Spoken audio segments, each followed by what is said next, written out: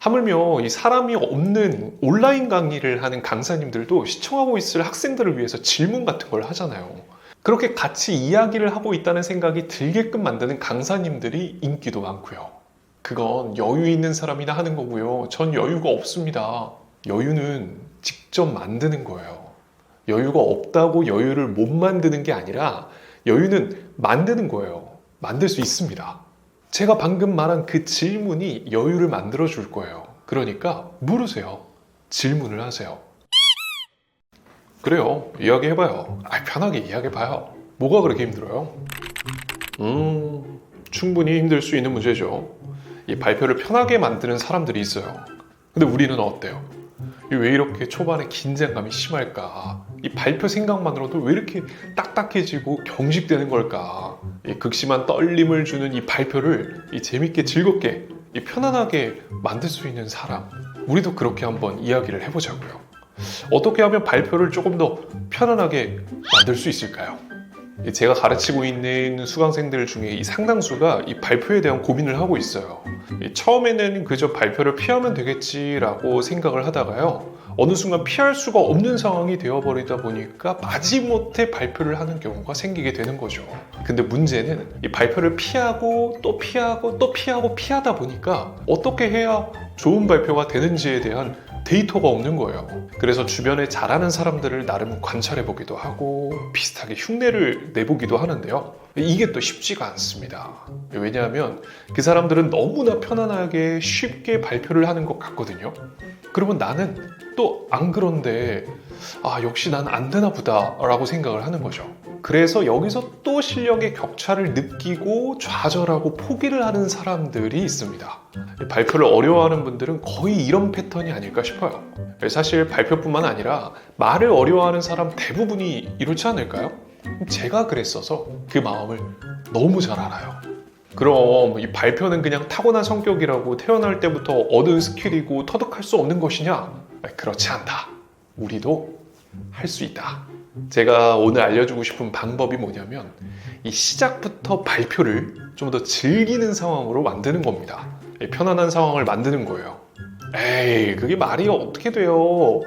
그렇게 했으면 이런 고민도 안 했죠. 아니요. 제대로 고민해보려고 시도해보려고 하지 않았을 가능성이 큽니다. 우리도 모르는 사이에 우리의 관념 속에서 발표는 딱딱한 것이야 라는 선입견이 자리 잡고 있다는 거죠. 즐겨보자, 내지는 편하게 말해보자 라는 생각은 거의 불가능에 가깝다라고 점해둔다는 것이죠. 발표는 대화와 같다라고 이야기를 하면 다들 말도 안 돼 이렇게 생각을 하실 겁니다. 하지만 실제로 발표는 대화와 다르지 않습니다. 아니, 오히려 대화보다 더 대화처럼 만들어야 돼요. 이게 무슨 말이냐? 우리가 어색한 사람과 대화를 한다고 생각을 해볼게요. 이 어색함을 깨기 위해서 부단히 더 노력을 할 겁니다. 물론 가만히 있을 수도 있겠지만 이 대부분의 사람들은 어색한 상황을 견디기 굉장히 어려워하니까요. 어색함을 깨기 위해서 먼저 말도 걸고 재밌는 이야기도 하고 시시콜콜한 이야기도 하면서 이 상황을 만들어 갈 겁니다. 그런데 발표도 마찬가지예요. 발표는 갖춰지는 이야기만 해야 돼. 발표는 핵심만을 이야기해야 돼. 라고 생각하면 되레 딱딱해지고 어색해지고 재미없는 발표가 되죠.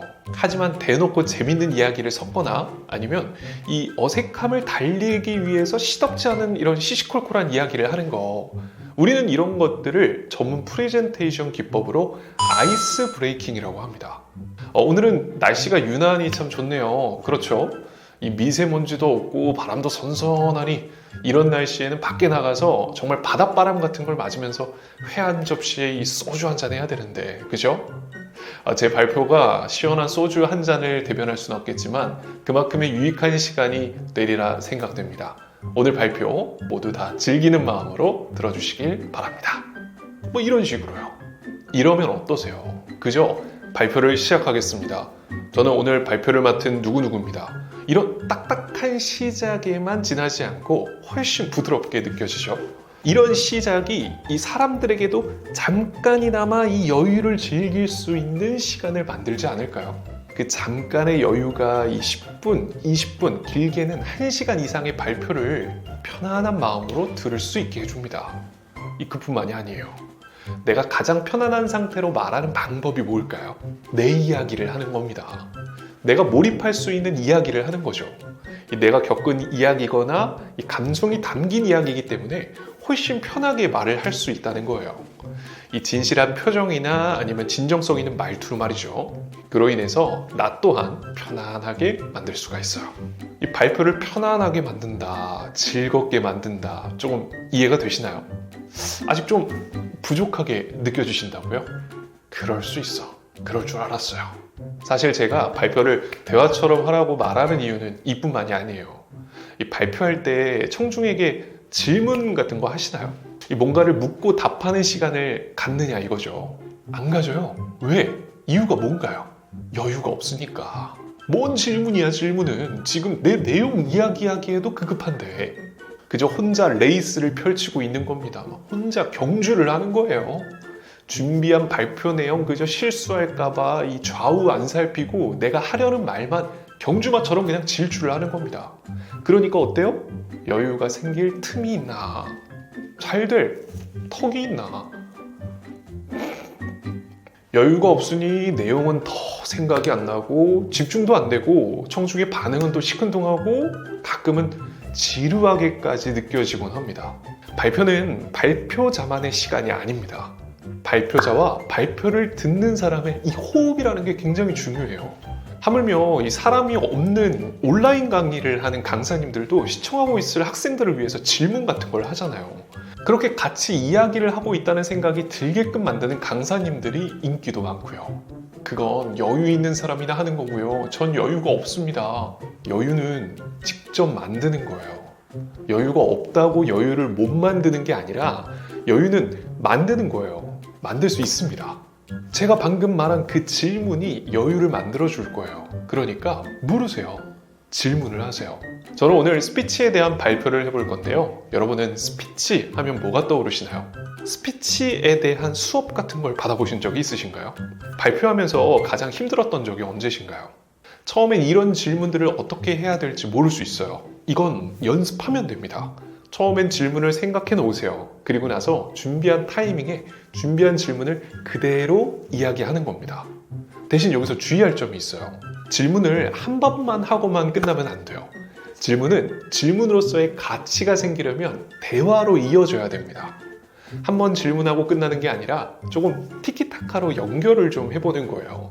그러면 더 사람들이 집중하고 재밌게 느낄 거예요. 근데 그게 아니라 의무감에 묻는 질문이라면 너무 딱딱할 거예요. 이어지는 느낌이 없어서 분위기도 더 어색하게 느껴질 거라는 거죠. 그러니 질문을 했으면 답을 듣고 답에 대해서 또 질문하거나 답에 대해서 내 생각을 이야기를 하는 겁니다. 스피치 하면 뭐가 떠오르시나요? 말 잘하는 법. 맞아요. 이 스피치가 곧 말하기니까 말하기를 잘하는 법이 떠오르는 건 당연할 수 있어요. 그럼 말을 잘하는 게 누구나 가능할까요? 이런 식으로 말이죠. 티키타카를 이뤄가는 겁니다. 이렇게 티키타카를 계속 맞추다 보면 긴장감도 떨어뜨리고 상대와의 호흡도 이끌어내면서 발표를 즐길 수가 있습니다. 그리고 더 나아가서는 호응도 한번 이끌어 보는 거예요. 유머러스함, 내가 가지고 있는 위트도 한번 적절히 섞어보는 거죠. 발표를 너무 어렵게만 생각하지 마시고 이제는 대화처럼 즐겨보는 겁니다. 할 수 있어요. 초반부터 발표를 어렵게만 느끼지 마시고 조금 더 즐기는 마음을 가져보세요.